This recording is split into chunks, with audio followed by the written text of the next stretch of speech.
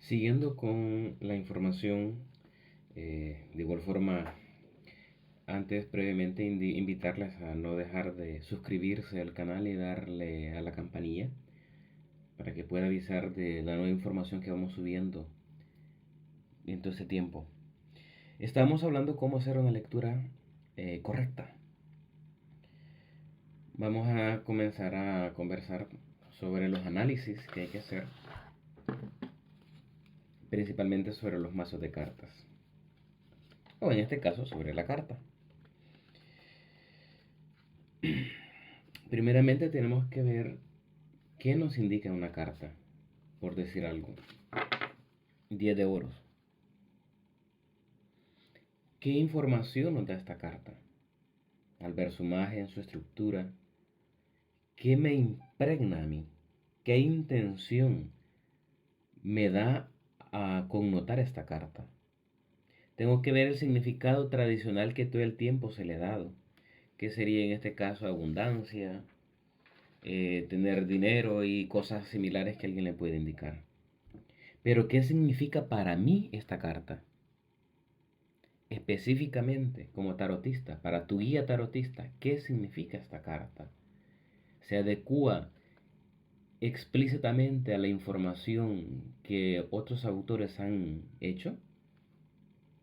¿O acaso decodifico una información extra que no estaba vista? Tenemos que analizar la pregunta en cuestión. La posición de la carta dentro de la tirada, eso es importante. Porque si nos sale esta carta de último, estamos hablando del 10 de oro, y previo nos sale rey de copas y digamos el 3 de bastos, da a simbolizar una situación. Si nos sale en este contorno, simboliza otra. Y si ella sale acá, simboliza otra. Entonces eso tenemos que fijarnos mucho, porque la connotación de la lectura de la carta, según su posición de caída, dice mucho. Tenemos que ver la historia y la estructura de ella, en el caso de esta carta. La interpretación artística del contexto, por qué el pintor escogió esto. ¿Por qué razón otros tarot, como el Visconti, que en este momento vamos a mostrar, el Visconti de Forza, vamos a ver que esté la carta que buscamos. Se esconden, acá está.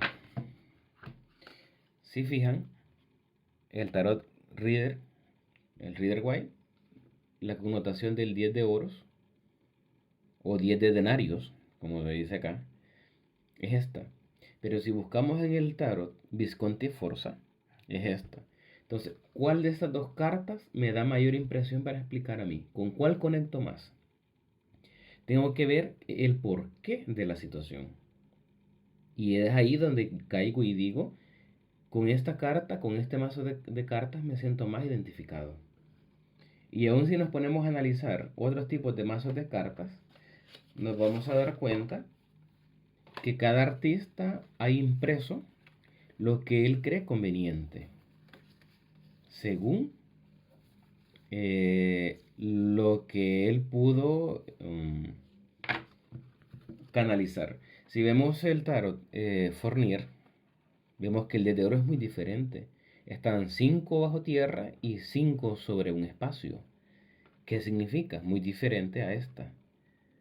Porque cada artista ha impreso lo que él cree conveniente. Y hay personas que esto no lo van a entender porque no conectan. No es que no le comprendan por el hecho que no tengan la capacidad de hacerlo. Simplemente no conectan. Y debido a eso han habido muchas personas que crean su propio mazo de cartas a través de dibujos, de fotografías y de mil cosas más. ¿Qué estructura tiene el tarot? Como decíamos, el tarot tiene más de 3000 tipos de connotaciones diferentes. Hay de vampiros, de hadas, de elfos, de seres mitológicos, seres draconianos, seres medievales, etc. Y también existen oráculos, que el oráculo es muy diferente a un tarot. La estructura es muy diferente. Ya explicaremos qué es un oráculo más tarde. El tarot se divide en dos partes. Los primeros que se le denominan arcanos mayores, que los arcanos mayores son 22 y están constituidos por el carro, como podemos ver, eh, el mago. Son 22 arcanos principales. La muerte,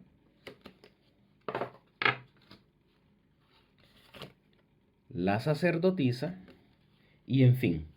Son 22 arcanos que son los principales. Y luego tenemos 56 arcanos menores. Que en esto nos encontramos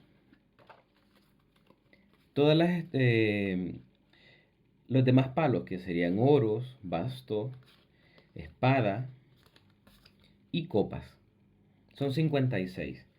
Todo formato de cartas que tenga 78 constituye un mazo de tarot.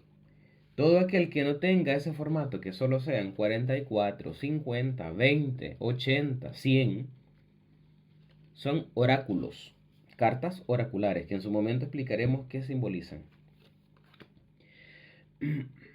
Están constituidas, como hemos dicho, por 4 palos: bastos, copas y espadas, oros. Y cada una viene numerada del 1 al 10. Curiosamente, el Rider White no trae esa numeración a simple vista. Lo trae en chiquitito. En muchas cartas que lo trae sin grandote, estampado. En esta solo nos indica espadas. En este caso este mazo trae 4 idiomas. Y el número reflejado según el dibujo a exponer. 2 de espadas. Y trae 4 figuras de la corte. Estamos hablando: la sota, el caballo, el rey y la reina respectivamente. Cada uno está relacionado con elementos. Por ejemplo, el basto simboliza fuego, la copa significa agua, la espada aire y el oro tierra. Y a su vez, cada uno viene simplificando una estación: otoño, primavera, invierno y verano. Ante cada carta, obviamente recibiremos respuestas. Podemos usarlas de manera individual para representar algún episodio de vida o de forma global, siempre y cuando tengamos en cuenta las posiciones dentro de ellas. Por decir algo, agarremos el mazo esotérico de Fournier. Viene una persona y me dice: quiero saber en qué momento de mi vida voy a llegar a tener dinero. Esa es una pregunta imprecisa. Una pregunta precisa sería: de jugar la lotería o de hacer tal actividad, ¿llegaré a tener dinero? ¿Llegaré a la fortuna a sonreírme? Esa es una pregunta más práctica. Lo que tenemos que hacer en este caso es concientizar a la persona que tiene que preguntar realmente lo que desea saber. Porque si no, luego salen cosas que la persona dice: mejor no lo hubiese sabido, estaba mejor sin darme cuenta de ello, y 10.000 cosas más. Y es donde tenemos que tener cuidado. La preparación es muy importante a la hora de hacer lecturas. Tenemos que recordar, en el caso como tarotistas, estar con una buena presentación a la hora de hacerlo. Tenemos que evitar cero estrés, preocupaciones, tensiones, dudas o inquietudes negativas. Porque esto va a crear que nosotros hagamos o atraigamos energías de bajo astral. Y en vez de ser una lectura muy bonita, muy chula y tal, va a ser algo horrendo. De igual forma, tenemos que dejar en claro a la persona consultante que al momento de hacer la consulta tiene que estar en esa misma situación: inquietud, paz, bondad y todo lo positivo. No preguntar cosas que no deseamos saber. Por ejemplo, ¿cuándo me voy a morir? Y preguntas así que no son del todo... No es que no se puedan responder, pero muchas veces condicionamos al tarotista o a las cartas en general para que nos den respuestas que no son acertadas. Tenemos que estar conscientes que una lectura de cartas le va a ayudar a la persona. No vendrá alguien a decir, vamos a ver si tú puedes tirar las cartas. Entonces no hago ninguna lectura porque ya está previamente condicionado y no va a ser una lectura fluida.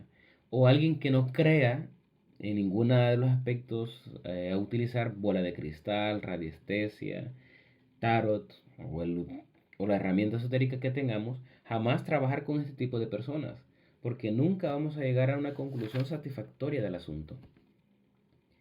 Y jamás consultar ante dudas, escepticismos o temores. Es decir, es que mire, yo vengo a que me haga una lectura, pero tengo miedo y dicen que esto y que sé esto y que lo otro. O sea, muchas personas tienen esas situaciones erróneas. Primero tenemos que esclarecer el significado de las lecturas de tarot, qué es lo que encierra y explicar que no es nada lo que se ha vendido, que el diablo se les va a aparecer y cosas locas que la gente inventa. Nada por el estilo.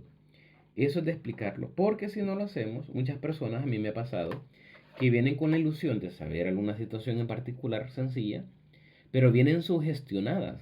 Y esa sugestión hace que sea una lectura tirada a la basura. Y luego uno mismo se desconcierta y descontrola porque no puede saber a ciencia cierta qué ha pasado y uno dice, no sé qué me pasó, porque no he logrado conectar con esta persona. Pero es por la misma ansiedad o escepticismo que pueda haber. Jamás consultar con dudas, es decir, nunca llegar a aceptar un cliente o una persona para una consulta de cartas que dude realmente que lo que le vamos a decir sea cierto. A eso es lo que me refiero. Bueno, hasta este momento ha sido el video a informar. Espero les haya gustado y no olviden suscribirse, darle a la campanita para que avise sobre los nuevos videos. Y posteriormente estaremos hablando sobre tipos de lecturas y los rituales que hay que hacer para consagración de las cartas.